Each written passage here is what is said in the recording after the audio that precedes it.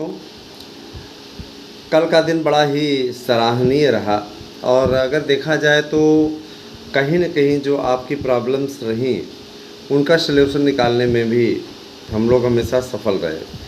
देखिए, एनसीटीई ने एक प्रक्रिया के अंतर्गत पूरे कानूनी विशेषज्ञों की कमेटी की राय लेकर के बीएड को के नई शिक्षा नीति कल जारी हुई है। कल नई शिक्षा नीति जारी हुई है जिसके अनुसार अब हाई स्कूल और इंटर में साल भर में 2 बार बोर्ड की परीक्षाएं होंगी।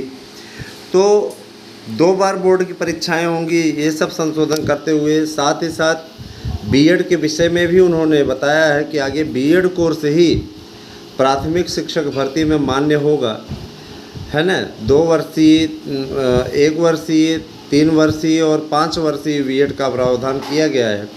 तो अगर देखा जाए तो इस दिशा में बीएड वाले पूरी तरीके से प्लस पॉइंट में, क्योंकि डीएलएड का कोर्स आगे चल कर के नेक्स्ट सत्र से समाप्त होने जा रहा है।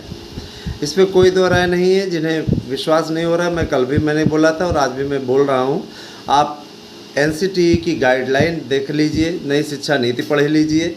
स्पष्टतः उसमें साफ उल्लेख है कि बीटीसी कोर्स समाप्त होगा, बीटीसी कोर्स का स्थान बीएड कोर्स लेगा और एमए करने वाले जिनके पास मास्टर डिग्री होगी वो लोग 1 वर्षीय बीएड करेंगे। इसके अलावा जिन्होंने जिनको इंटर के बाद ही ग्रेजुएशन की डिग्री भी साथ में चाहिए और बीएड की भी प्रशिक्षण भी चाहिए, उन्हें 5 वर्षीय बीएड करना होगा। तो जाहिर सी बात है कि आप सभी लोग तैयार हो जाइए। बीएड के लिए अपार संभावनाएं हैं। चूँकि बीटीसी अब इसी में ब्रिज कोर्स को लेकर के जो लोग परेशान हैं, जैसे हमारे 69,000 के अभ्यर्थी परेशान हैं कि ब्रिज कोर्स सर जी हम लोग तो किए ही नहीं है।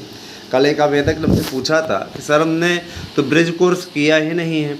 तो हम ये बता रहे हैं, ब्रिज कोर्स आप लोगों का 180 दिनों का संपन्न कराएगी सरकार, है ना। जैसे जैसे समय मिलता जाएगा वैसे वैसे आप लोगों के लिए आयोजन होगा और इसके लिए अप्रैल, मई और जून ये 3 महीने निर्धारित किए गए हैं। 3 महीने का प्रशिक्षण आपको लेना होगा ब्रिज कोर्स के अंतर्गत। चूँकि आप अच्छी तरीके से जानते हैं कि, है ना, 3 महीने का इधर हो जाएगा और कह रहे हैं कि 3 महीने का फिर आपका कोर्स उधर करा लिया जाएगा। मैंने जून के बाद में जुलाई, अगस्त, सितंबर इस महीने में शिफ्ट वाइज कराया जाएगा। इससे शिक्षण कार्य भी प्रभावित नहीं होगा। नए शिक्षकों की भर्ती जब होगी तो उसके पहले ब्रिज कोर्स अनिवार्य होगा। पहले ब्रिज कोर्स होगा, चाहे वो बीटीसी वाले हैं, चाहे वो डीएलएड आपके ये क्या कहते हैं डीएड वाले हैं, है ना, अथवा आपके बीएड वाले हैं। इन सब को पहले ब्रिज कोर्स करना होगा। ब्रिज कोर्स में आपको प्राथमिक में किस प्रकार से पढ़ाना है उन सब की ट्रेनिंग लेनी होगी। तो ब्रिज कोर्स को मंजूरी मिली है।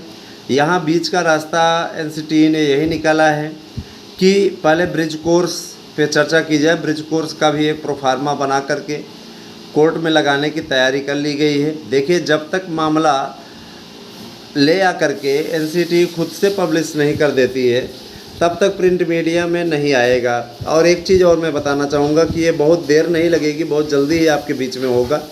जिन लोगों को बीएड के बाहर होने पर कष्ट हुआ था उनके लिए हमारे चैनल ने बहुत महत्वपूर्ण योगदान दिया है। मार्गदर्शन अकादमी और एएसएम न्यूज़ की टीम ने मिलकर के बहुत ही अच्छी तरह से प्रयास किया है। साथ ही साथ सार्थक government job point YouTube channel का भी बहुत सहयोग मिला है और इन सब के माध्यम से यूट्यूब चैनल का एक नया, हम लोगों ने जो एक नया उद्देश्य बनाया था उस उद्देश्य में हम लोग पूर्णतः सफल रहे हैं।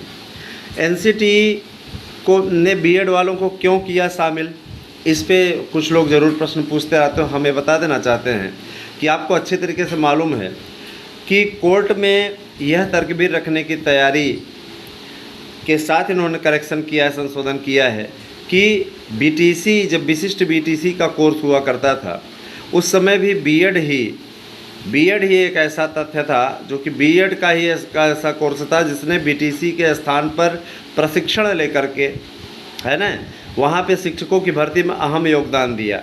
क्योंकि बीटीसी 10,000 से कम सीटें रहती थी और जल्दी उसकी भर्ती हो ही नहीं पाती थी। कभी परीक्षा का पेपर आउट हो जाता था तो कोई और मैटर पे भर्तियाँ लटक जाती थी। तो बीटीसी के आवेदकों की संख्या कम होने के चलते बीएड को छूट दी गई थी। तो जैसे उन्हें छूट मिली, चाहे वो 72,825 में मिली, है ना, टीईटी मेरिट पर जिनकी भर्ती हुई, अथवा 72,825 एकेडमिक मेरिट जिसकी काउंसलिंग भी होने की पूरी स्थिति बन गई है, उस पर मिली।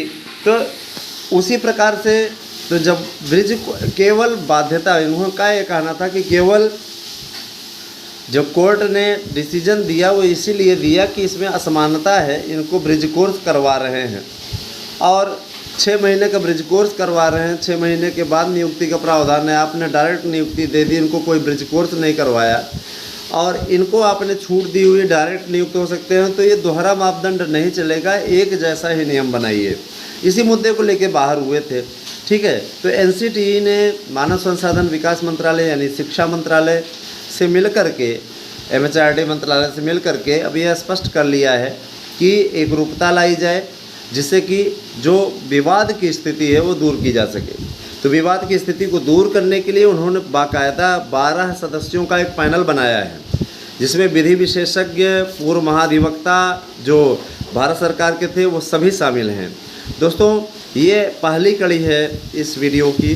मैं आपके बीच में दूसरी कड़ी भी लेके आऊँगा और उसमें आप लोगों को और विस्तार से बताऊँगा। तो दूसरी कड़ी भी देखिएगा इसके बाद में।